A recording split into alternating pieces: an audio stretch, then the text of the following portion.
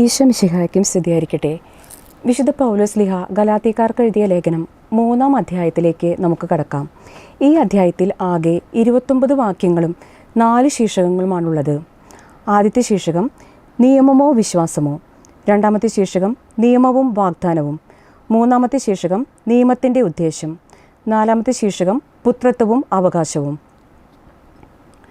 വിജാതീയനായ ഒരാൾ ക്രിസ്ത്യാനിയാകണമെങ്കിൽ മോശയുടെ നിയമങ്ങൾ അനുസരിക്കണമെന്നും യഹൂദാചാരങ്ങൾ പാലിക്കണമെന്നും പരിച്ഛേദനത്തിന് വിധേയനാകണമെന്നുമുള്ള യഹൂദപക്ഷക്കാരായ ചില അബദ്ധ പ്രബോധകരുടെ പ്രബോധനങ്ങളിൽ അകപ്പെട്ട് വഴിതെറ്റിപ്പോയ ഗലാത്യക്കാരെ വിശുദ്ധ പൗലോസ്ലീഹ ഈ അധ്യായത്തിലൂടെ രൂക്ഷമായി വിമർശിക്കുകയും ശാസിക്കുകയും ചെയ്യുന്നു. ദൈവത്തിലുള്ള വിശ്വാസത്തിൻ്റെ പ്രാധാന്യത്തെക്കുറിച്ച് അവർക്ക് മനസ്സിലാക്കുന്നു. യേശുക്രിസ്തുവിലുള്ള വിശ്വാസം മൂലമാണ് ഒരുവൻ രക്ഷ പ്രാപിക്കുക എന്ന് സ്ലീഹ അവരോട് പറയുന്നു. ഇത് ഉൾക്കൊള്ളാൻ നിങ്ങൾക്ക് സാധിച്ചിട്ടില്ലെങ്കിൽ യേശു ആരെന്നോ, യേശുവിൻ്റെ ജീവിതം, മരണം, ഉത്ഥാനം ഇതിലൂടെ നേടിയെടുക്കാൻ സാധിച്ചത് എന്തെന്നോ നിങ്ങൾക്കിതുവരെയും ഗ്രഹിക്കാൻ കഴിഞ്ഞിട്ടില്ല എന്ന് സ്ലീഹ അവരോട് പറയുന്നു. ആദ്യത്തെ ശീർഷകം നിയമമോ വിശ്വാസമോ. ഭോഷന്മാരായ ഗലാത്യക്കാരെ എന്ന് അവരെ അഭിസംബോധന ചെയ്തുകൊണ്ടാണ് വിശുദ്ധ പൗലോസ്ലീഹ അവരോട് സംസാരിക്കുന്നത്. യേശു ക്രിസ്തു നിങ്ങളുടെ കൺമുമ്പിൽ ക്രൂശിതനായി ചിത്രീകരിക്കപ്പെട്ടിരിക്കെ നിങ്ങളെ ആരാണ് ആഭിചാരം ചെയ്തത്? നിങ്ങൾ ആത്മാവിനെ സ്വീകരിച്ചത് നിയമത്തിൻ്റെ അനുഷ്ഠാനം കൊണ്ട് മാത്രമോ, അതോ വിശ്വാസത്തിൻ്റെ അനുസരണത്തെക്കുറിച്ച് കേട്ടിട്ട് നിങ്ങൾ വിശ്വസിച്ചതുകൊണ്ടോ എന്ന് സ്ലീഹ ഗലാത്യക്കാരോട് ചോദിക്കുന്നു. നിങ്ങൾ ആത്മാവിൽ ആരംഭിച്ചിട്ട് ശരീരത്തിൽ അവസാനിപ്പിക്കാൻ മാത്രം നിങ്ങൾ ഭോഷന്മാരാണോ എന്ന് സ്ലീഹ അവരോട് ചോദിക്കുന്നുണ്ട്.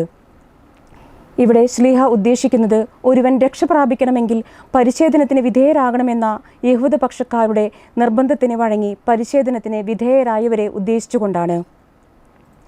എങ്കിൽ നിങ്ങൾ സഹിച്ചവയത്രയും വ്യർത്ഥമായി പോയിരിക്കുന്നു എന്ന് സ്ലീഹ അവരോട് പറയുന്നു. വിശുദ്ധ പൗലോസ്ലീഹ ഗലാത്യക്കാർക്ക് എഴുതിയ ലേഖനം 3-ാം അധ്യായം 6-ാം വാക്യം ഇങ്ങനെ പറയുന്നു: അബ്രഹാം തന്നെയും ദൈവത്തെ വിശ്വസിച്ചു, അത് അവനെ നീതിയായി പരിഗണിക്കപ്പെട്ടു. അതിനാൽ വിശ്വാസമുള്ളവരാണ് അബ്രഹത്തിൻ്റെ മക്കൾ എന്ന് നിങ്ങൾ മനസ്സിലാക്കണം. ഗലാത്തിയ 3-ാം അധ്യായം 6-7 വാക്യങ്ങൾ. വിശ്വാസത്താലാണ് നീതീകരിക്കപ്പെട്ടത്. വിജാതീയരെ വിശ്വാസം വഴി ദൈവം നീതീകരിക്കുമെന്ന് മുൻകൂട്ടി കണ്ടുകൊണ്ട് വിശുദ്ധ ഗ്രന്ഥം നേരത്തെ തന്നെ അബ്രഹത്തോട് പറഞ്ഞിട്ടുള്ളത് ഇതാണ്: നിന്നിലൂടെ ജനതകളെല്ലാം അനുഗ്രഹീതരാകും എന്ന സദ്വാർത്ത. വിശ്വാസിയായ അബ്രഹത്തോടൊപ്പം വിശ്വാസികളായ ജനതകളെല്ലാം അനുഗ്രഹം പ്രാപിക്കുമെന്ന് സ്ലീഹ പറയുന്നു. വിശുദ്ധ പൗലോസ്ലീഹ ഗലാത്യക്കാർക്ക് എഴുതിയ ലേഖനം 3-ാം അധ്യായം 10-ാം വാക്യത്തിൽ ഇങ്ങനെ പറയുന്നു: നിയമാനുഷ്ഠാനത്തിൽ ആശ്രയമർപ്പിക്കുന്ന എല്ലാവരും ശാപത്തിന് വിധേയരാണ്. എന്തെന്നാൽ ഇപ്രകാരം എഴുതപ്പെട്ടിരിക്കുന്നു: നിയമഗ്രന്ഥത്തിൽ എഴുതപ്പെട്ടിരിക്കുന്നതെല്ലാം അനുസരിക്കാതെയും പ്രവർത്തിക്കാതെയും ഇരിക്കുന്നവൻ ശപിക്കപ്പെട്ടവനാണ്. ഗലാത്തിയ 3-ാം അധ്യായം 10-ാം വാക്യം. ഒരുവനും നിയമം വഴി ദൈവസന്നിധിയിൽ നീതീകരിക്കപ്പെടുന്നില്ല. കാരണം നിയമത്തിൻ്റെ അടിസ്ഥാനം വിശ്വാസമല്ല. നിയമം എങ്ങനെ പറയുന്നു? മരത്തിൽ തൂക്കപ്പെട്ടവൻ ശപിക്കപ്പെട്ടവനാണ് എന്ന്. അങ്ങനെയെങ്കിൽ യേശുക്രിസ്തു ശപിക്കപ്പെട്ടവനായി തീർന്നുകൊണ്ട് നിയമത്തിൻ്റെ ശാപത്തിൽ നിന്നും നമ്മെ രക്ഷിച്ചു. അബ്രഹത്തിന് ലഭിച്ച അനുഗ്രഹം യേശുക്രിസ്തുവിലൂടെ വിജാതിരിയിലേക്ക് വ്യാപിക്കുന്നതിനും അവിടുന്ന് വാഗ്ദാനം ചെയ്ത പരിശുദ്ധാത്മാവിനെ വിശ്വാസം വഴി സ്വീകരിക്കുന്നതിനും വേണ്ടിയാണ് ഇതെല്ലാം സംഭവിച്ചത്. അടുത്ത ശീർഷകം നിയമമോ വാഗ്ദാനവും. സഹോദരരെ എന്ന് അവരെ അഭിസംബോധന ചെയ്തുകൊണ്ട് സ്ലീഹ അവരോട് പറയുന്നു: ഒരുവൻ്റെ ഉടമ്പടി ഒരിക്കൽ സ്ഥിരീകരിച്ചതിന് ശേഷം അതിൽ എന്തെങ്കിലും കൂട്ടിച്ചേർക്കപ്പെടുകയോ അത് അസാധുവാക്കുകയോ ചെയ്യുന്നില്ല. വാഗ്ദാനങ്ങൾ ലഭിച്ചത് അബ്രഹത്തിനും അവൻ്റെ സന്തതിക്കുമായിട്ടാണ്. പലരെ ഉദ്ദേശിച്ച് സന്തതികൾക്ക് എന്ന് പറയുന്നില്ല. ഒരുവനെ ഉദ്ദേശിച്ച് നിന്റെ സന്തതിക്ക് എന്നാണ് പറയുന്നത്. അത് ക്രിസ്തുവിനെയാണ്. 430 വർഷങ്ങൾക്ക് ശേഷം നൽകപ്പെട്ട നിയമം അതിനു മുൻപേ തന്നെ സ്ഥിരീകരിച്ച ദൈവത്തിൻ്റെ വാഗ്ദാനത്തെ അസാധുവാക്കുകയില്ല. പാരമ്പര്യ അവകാശം നിയമം വഴിയാണ് നൽകപ്പെട്ടത്. എന്നാൽ അബ്രഹത്തിന് ഇത് ലഭിച്ചത് വാഗ്ദാനത്തിലൂടെയാണ്. പാപം കാരണം നിയമം നൽകപ്പെട്ടു. ഇത് ഒരു ദൈവദൂതന്മാർ വഴി ഒരു മധ്യവർത്തിയിലൂടെ ഇത് നൽകപ്പെട്ടു. ഒന്നിലേറെ പേരുണ്ടെങ്കിലേ മധ്യവർത്തിയുടെ ആവശ്യമുള്ളൂ. എന്നാൽ ദൈവം ഏകനാണ് എന്നും വിശുദ്ധ പൗലോസ്ലീഹ പറയുന്നു. അടുത്ത ശീർഷകം നിയമത്തിൻ്റെ ഉദ്ദേശം. നിയമം ദൈവത്തിൻ്റെ വാഗ്ദാനങ്ങൾക്ക് വിരുദ്ധമല്ല എന്ന് പറയുന്ന സ്ലീഹ നിയമം ജീവദായകമല്ല എന്ന് സമർത്ഥിക്കുന്നുണ്ട്.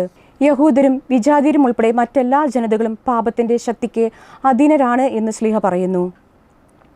അതിനാൽ തന്നെ 23-ാം വാക്യം നമുക്ക് മനസ്സിലാക്കി തരുന്നത് ഇതാണ്: പാപത്തിൻ്റെ അധപതനത്തിലേക്ക് വിജാതീയരെ പോലെ നാമും എളുപ്പത്തിൽ വഴുതി വീഴാതിരിക്കാൻ നിയമത്തിൻ്റെ താൽക്കാലിക സംരക്ഷണം ഇസ്രായേൽ ജനത്തിന് ഒരു രക്ഷാകവചമായി നൽകപ്പെട്ടു. വിശ്വാസം ആവിർഭവിക്കുന്നതിന് മുമ്പ് നമ്മൾ നിയമത്തിൻ്റെ കാവലിലായിരുന്നു. എന്നാൽ ക്രിസ്തു വന്നതോടെ നിയമത്തിന് പ്രസക്തിയില്ലാതായി മാറിയിരിക്കുന്നുവെന്ന് ശ്ലീഹ പറയുന്നു. അടുത്ത ശീർഷകം പുത്രത്വവും അവകാശവും. യേശുക്രിസ്തുവിലുള്ള വിശ്വാസം മൂലം നാം ദൈവപുത്രരാണ്. നാം യേശുക്രിസ്തുവിലൂടെ ഐക്യപ്പെടാൻ വേണ്ടി സ്നാനം സ്വീകരിച്ചതുവഴി നാം യേശുക്രിസ്തുവിനെ തന്നെയാണ് ധരിച്ചിരിക്കുന്നത് എന്ന് ശ്ലീഹ പറയുന്നു. വിശുദ്ധ പൗലോസ് ശ്ലീഹ ഗലാത്യക്കാർക്ക് എഴുതിയ ലേഖനം 3-ാം അധ്യായം 28-29 വാക്യങ്ങൾ ഇങ്ങനെ പറയുന്നു: യഹൂദരെന്നോ ഗ്രീക്കുകാരെന്നോ അടിമയെന്നോ സ്വതന്ത്രനെന്നോ പുരുഷനെന്നോ സ്ത്രീയെന്നോ വ്യത്യാസമില്ല, നിങ്ങളെല്ലാവരും യേശുക്രിസ്തുവിൽ ഒന്നാണ്. നിങ്ങൾ ക്രിസ്തുവിനുള്ളവരാണെങ്കിൽ അബ്രഹത്തിൻ്റെ സന്തതികളുമാണ്, വാഗ്ദാനം അനുസരിച്ചിട്ടുള്ള അവകാശികളുമാണ്. ഗലാത്തിയ 3:28 മുതൽ 29 വരെയുള്ള വാക്യങ്ങൾ. ഇനി നമുക്ക് ചോദ്യോത്തരങ്ങളിലേക്ക് കടക്കാം. ഒന്നാമത്തെ ചോദ്യം: ഗലാത്തിയ 3:1 ശ്ലീഹ എപ്രകാരമാണ് അവരെ അഭിസംബോധന ചെയ്യുന്നത്? ഉത്തരം: ഭോഷന്മാരായ ഗലാത്തിയക്കാരെ.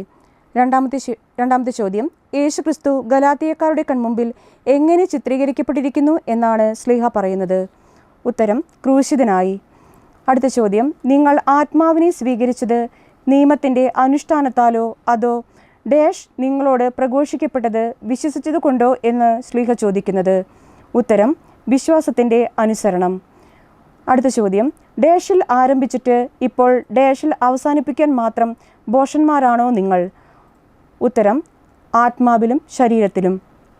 അടുത്ത ചോദ്യം: ഗലാത്യ 3:6 ഡാഷ് ദൈവത്തെ വിശ്വസിച്ചു, അത് അവനെ നീതിയായി പരിഗണിക്കപ്പെട്ടു. ആർക്ക്? ഉത്തരം: അബ്രഹത്തിനെ. അടുത്ത ചോദ്യം: അതിനാൽ വിശ്വാസമുള്ളവരാണ് ഡാഷ് എന്ന് നിങ്ങൾ മനസ്സിലാക്കണം. ഗലാത്യ 3:7. ഉത്തരം: അബ്രഹത്തിൻ്റെ മക്കൾ. ആറാമത്തെ ചോദ്യം: വിജാതീയരെ ഡാഷ് വഴി ദൈവം നീതീകരിക്കുമെന്നാണ് ഗലാത്യ 3:8 പറയുന്നത്? ഉത്തരം: വിശ്വാസം വഴി. ഏഴാമത്തെ ചോദ്യം: ആകയാൽ വിശ്വാസമുള്ളവർ ആരോടൊത്ത് അനുഗ്രഹം പ്രാപിക്കുമെന്നാണ് പറയുന്നത്? ഉത്തരം: വിശ്വാസിയായ അബ്രഹത്തോടൊത്ത്.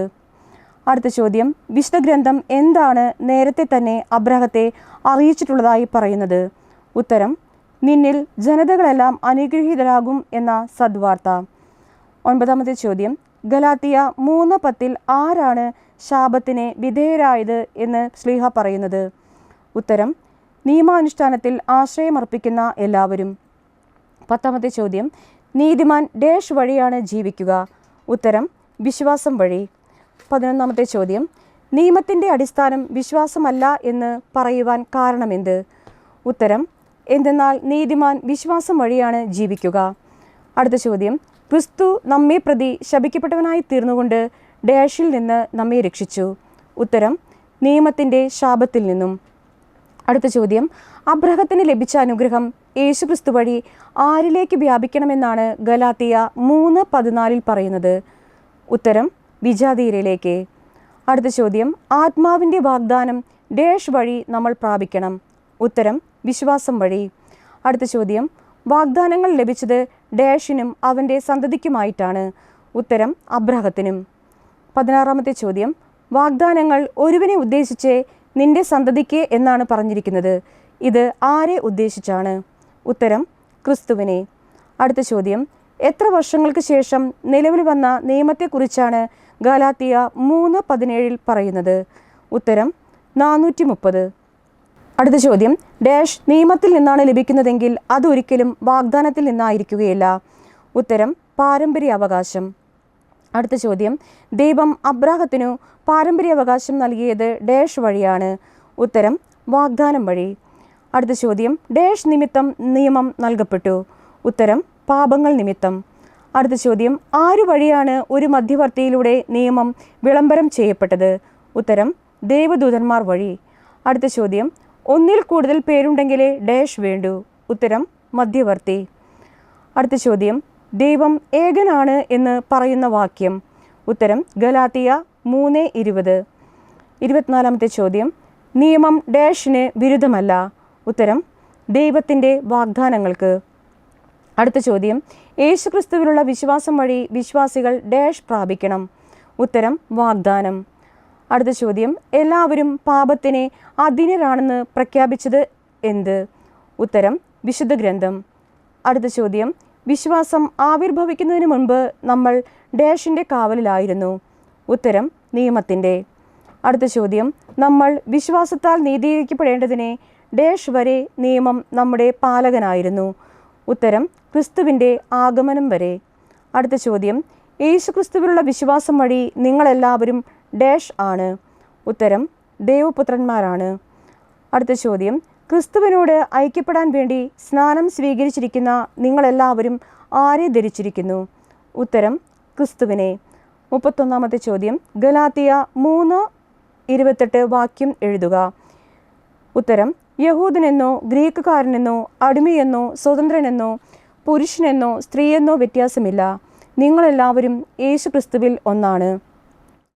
എല്ലാവരും ഈ പാഠ്യഭാഗങ്ങൾ നന്നായി പഠിക്കുക. എല്ലാവരെയും ദൈവം അനുഗ്രഹിക്കട്ടെ. നന്ദി.